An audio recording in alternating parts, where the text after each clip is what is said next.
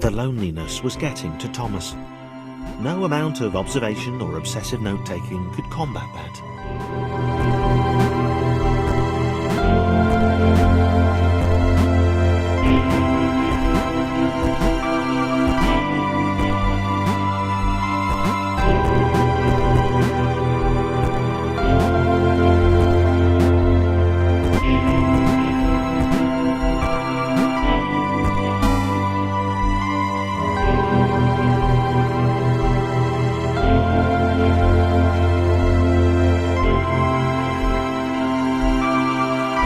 Had a new theory.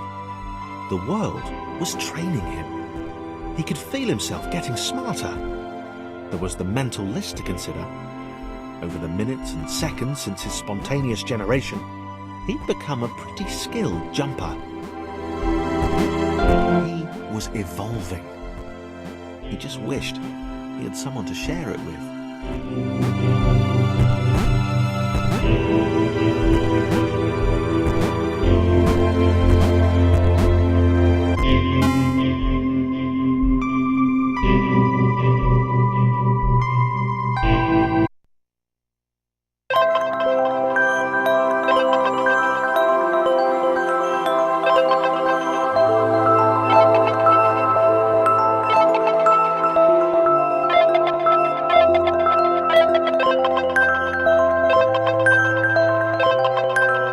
Chris took an immediate and deep dislike to the skinny red rectangle. Who the hell did this Thomas think he was?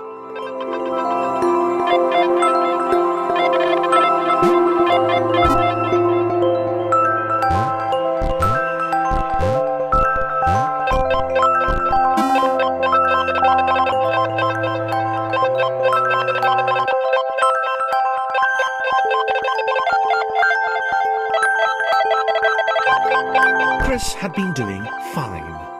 He wasn't the highest jumper, but he'd held his own. He'd even been graceful at times. Not technically graceful, it's probably the wrong word, but, you know, fine. There was that skinny little runt leaping about like he owned the place.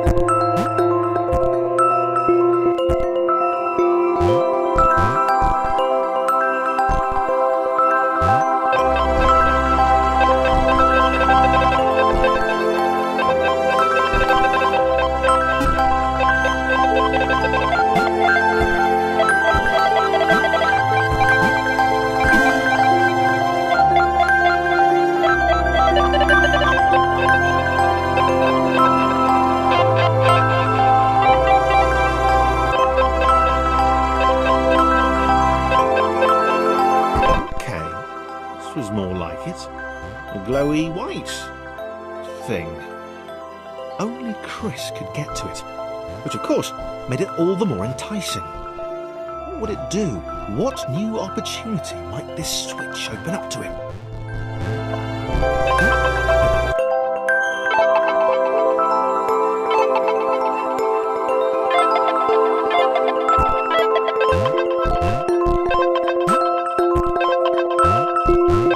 Great.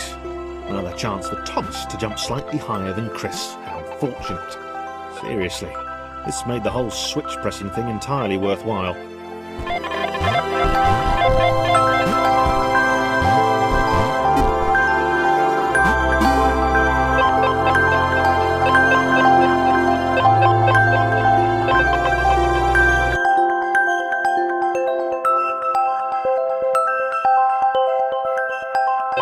Was this good? Because on the surface, it did not seem good. Chris was pretty scared. Little Red seemed fine. happy to be on his merry little adventure. Chris couldn't shake the feeling that things had taken a significant turn for the worse since Thomas had joined him.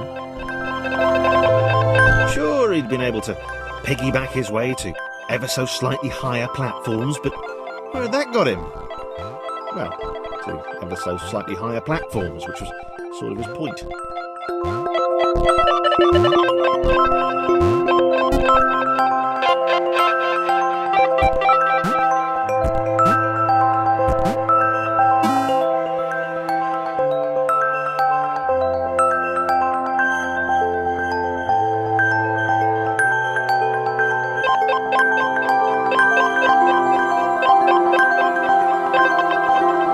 Chris stared at Thomas with pure hatred. He seemed so very happy at their situation.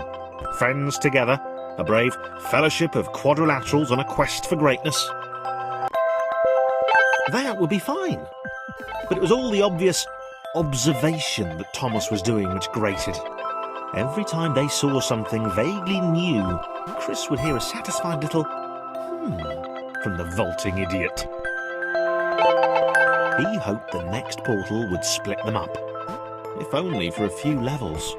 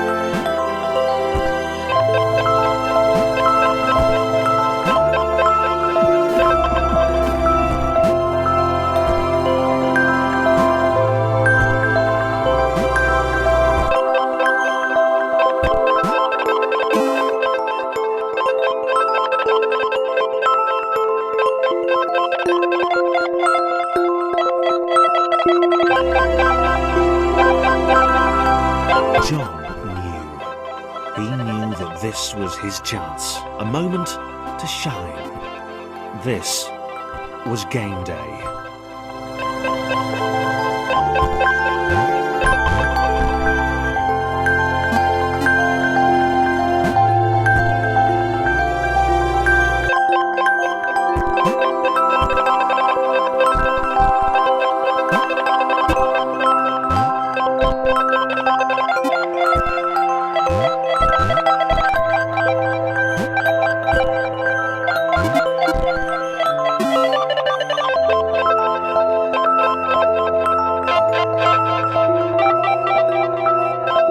This would not do. John needed room to show off his exceptional skills. As it was, he was trapped on the wrong side of these little dot things. Where did they come from, anyway?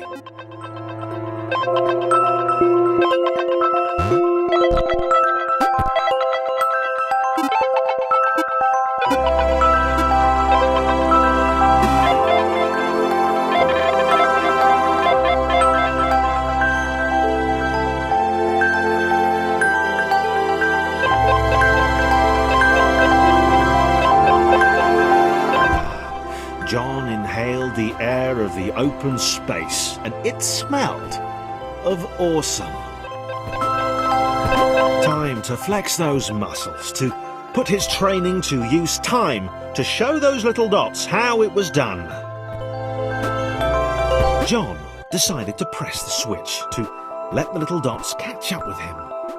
John cared for his new allies. You could tell from the sympathetic expression he'd practiced in the mirror all these years.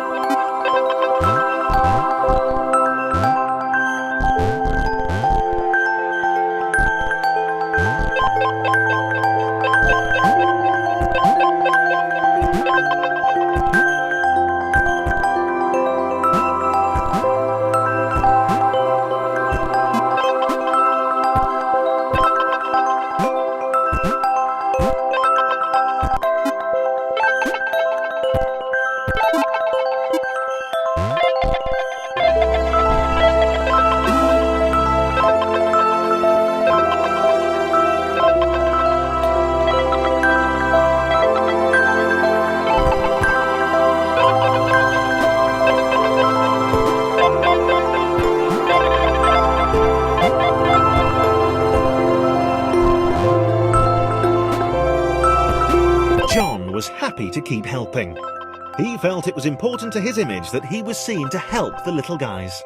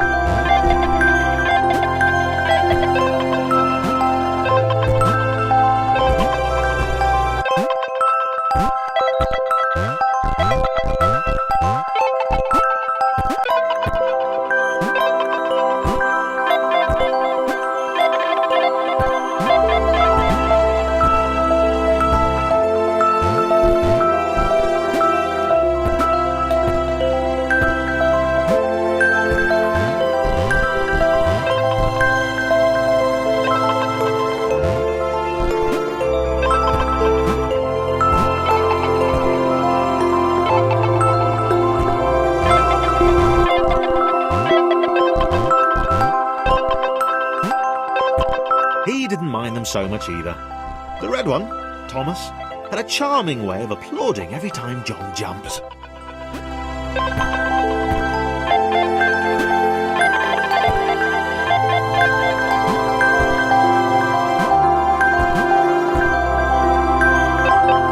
The angry orange one was less immediately likeable, but his unremitting cynicism and tutting amused John.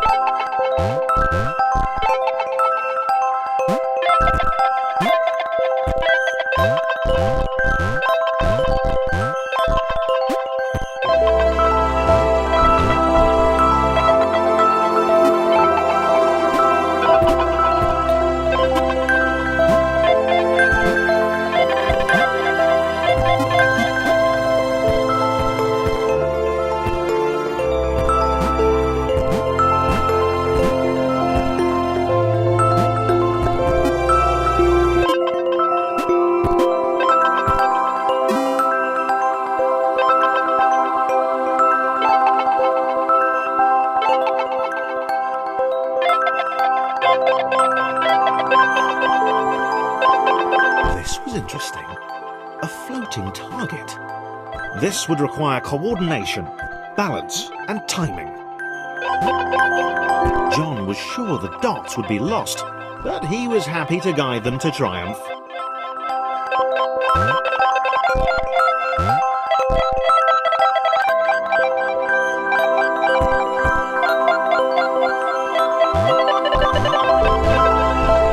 Maybe that's what the dots were for.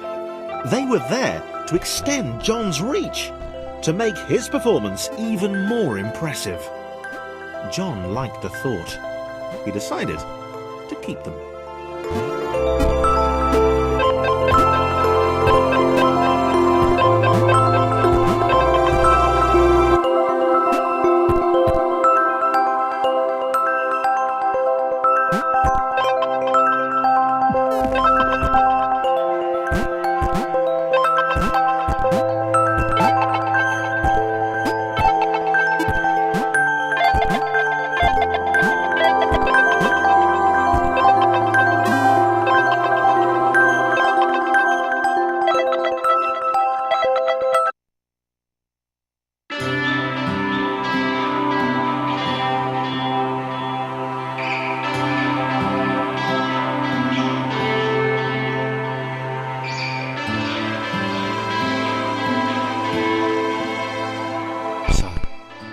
This was how Claire would die.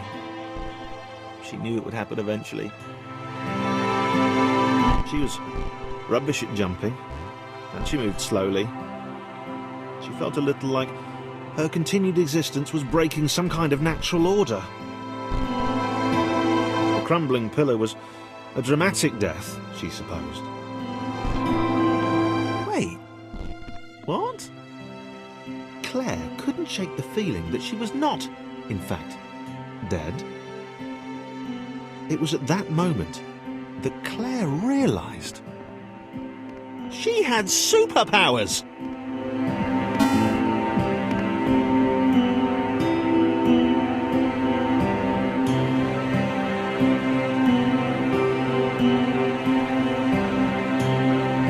She'd need a cape. There was no getting around that. You couldn't be a superhero without a cape. Claire didn't want confusion. If you saw a cape, that made matters clear. You knew what you were dealing with. Claire was all about communication. And, you know, floating in water, which was her superpower.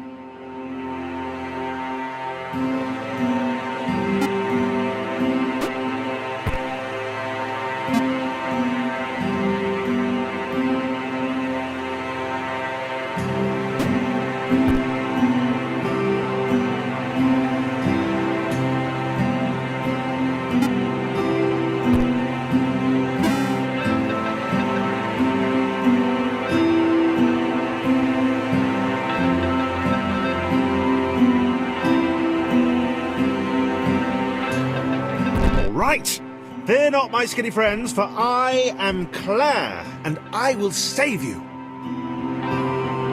Claire needed to come up with a superhero name as soon as possible. Claire was rubbish.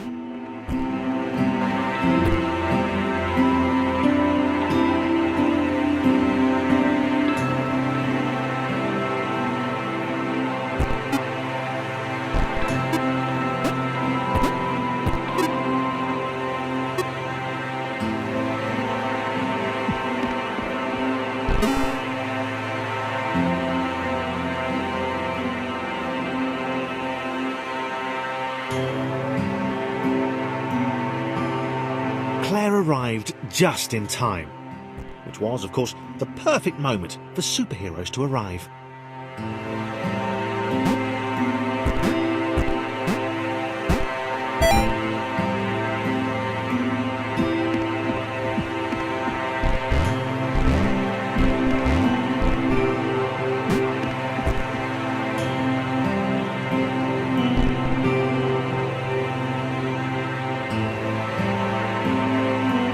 As the water began to rise, Claire vowed to save this little rectangle in as many restarts as it took.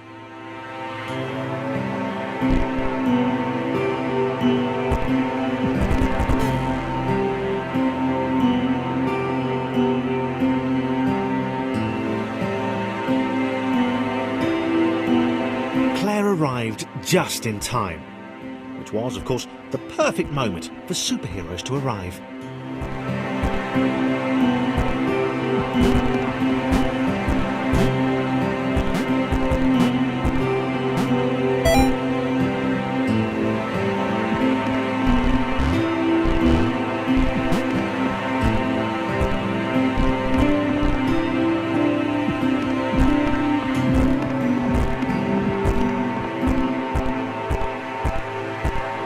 As the water began to rise, Claire vowed to save this little rectangle in as many restarts as it took.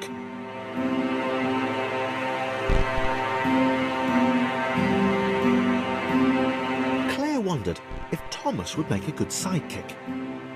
Or was she more the lone Avenger type? She liked that. The sole hero in a world of rectangles and conveniently placed pools of toxic water.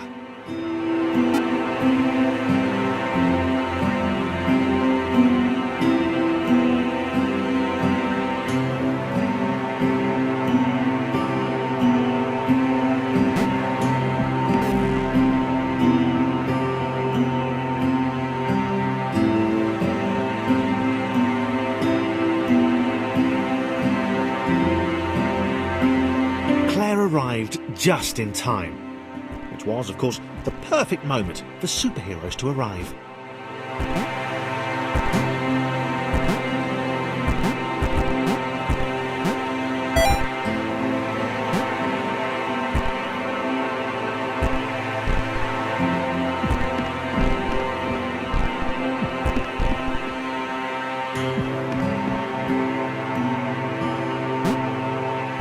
As the water began to rise, Claire vowed to save this little rectangle in as many restarts as it took.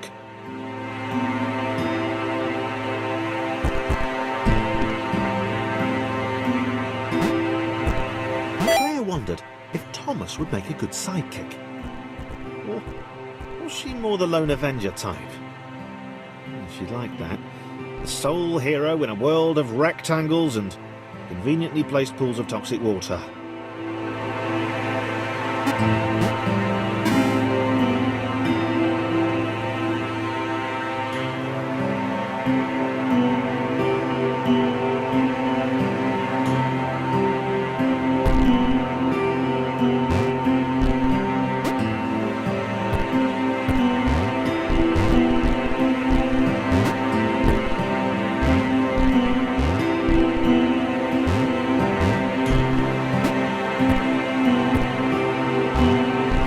The others told Claire that staircases were a bit of a fixture here. Claire wondered why the world made it so difficult.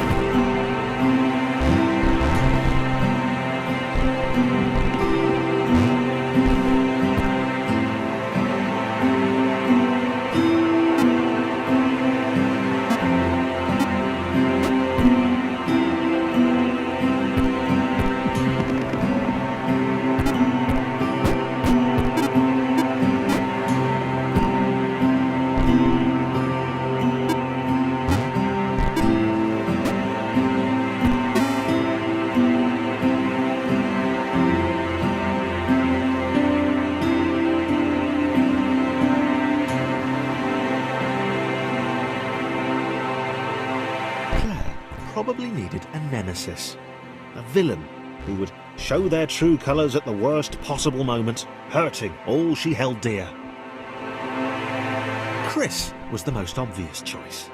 He seemed stroppy enough, and his jump was so pathetic that it conveniently avoided Claire's insecurities. Yes, Chris. Diabolical Chris. The fiendish Christopher.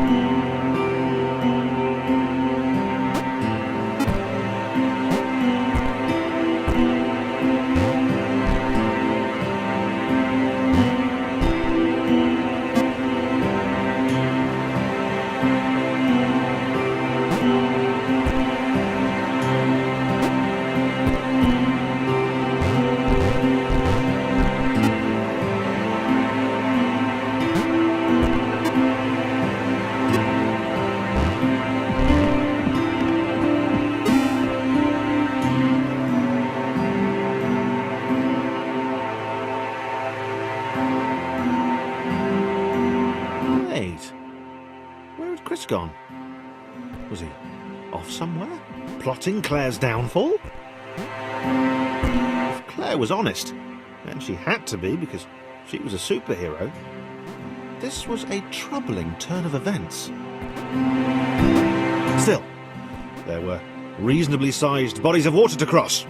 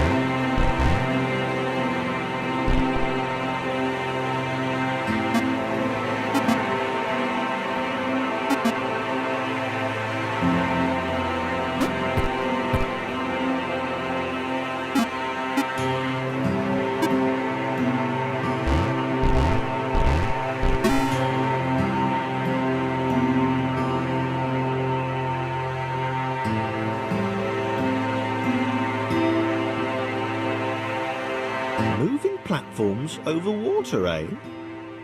Claire's newly heightened senses told her that there were multiple paths across with various possible configurations of the little posse.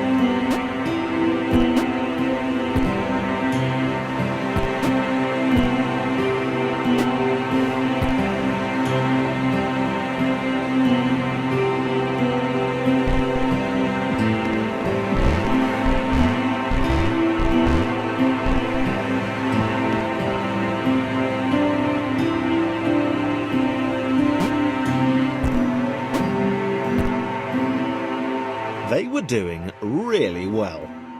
Claire hoped she could get them all across. John was fully aware he could do this alone. Thomas hoped he'd never have to.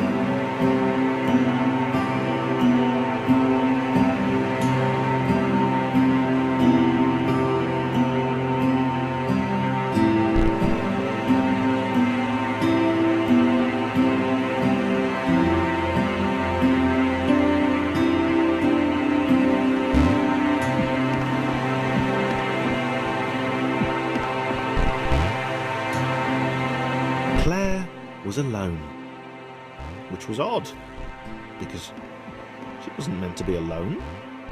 She needed to be where there were rectangles to save. Being the only superhero in a given space kind of defeats the object. Spikes? That was new. Claire avoided them. She decided they were most likely her kryptonite. Not the rubbish red kryptonite either, the proper radioactive green stuff.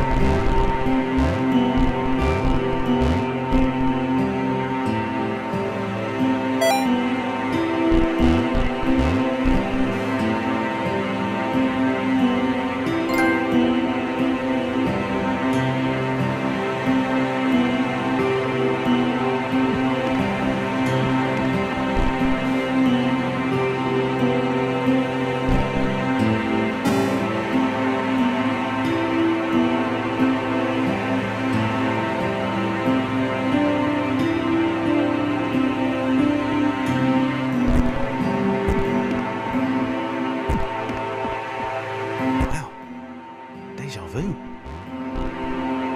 The world was repeating, and this time Thomas was here. Claire felt something had gone wrong. There was a disturbance in the Force. Something had altered the Matrix. The world was reacting to their progress. It was amassing its forces. It was plotting against them. Claire finally had a nemesis.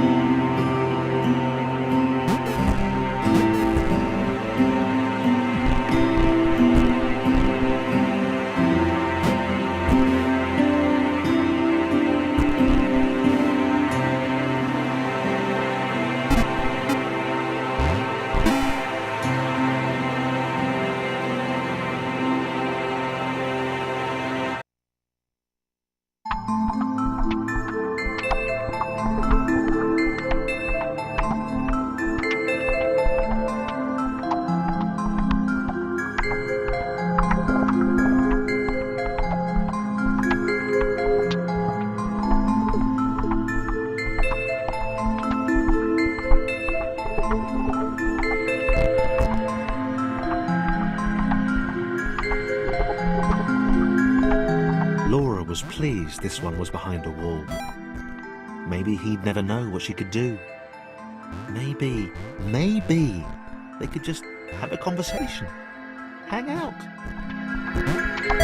As long as he didn't find out what she could do, which would never happen so long as they stayed separate.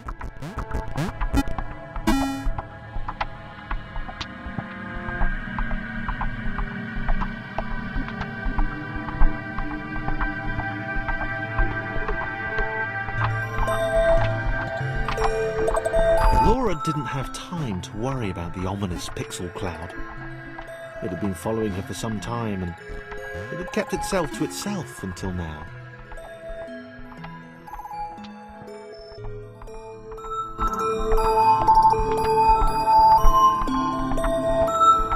As the Square, who had shyly introduced himself as Chris, bounced atop Laura, she began to worry that he was just using her like all the others had.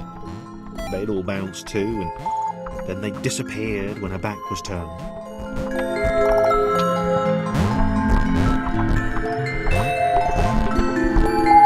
Only the ominous pixel cloud ever remained, looking a little bigger and a little less hungry with every disappearing friend.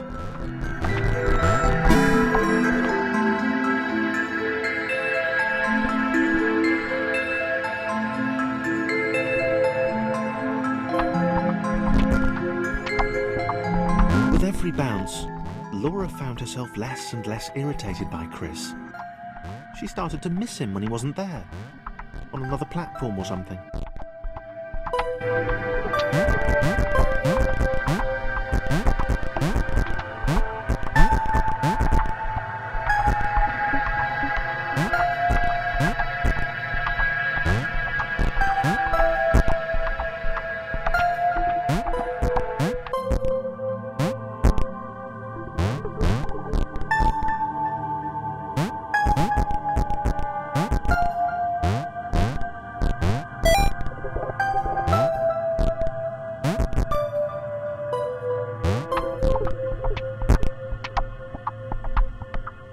She'd wonder what he was up to.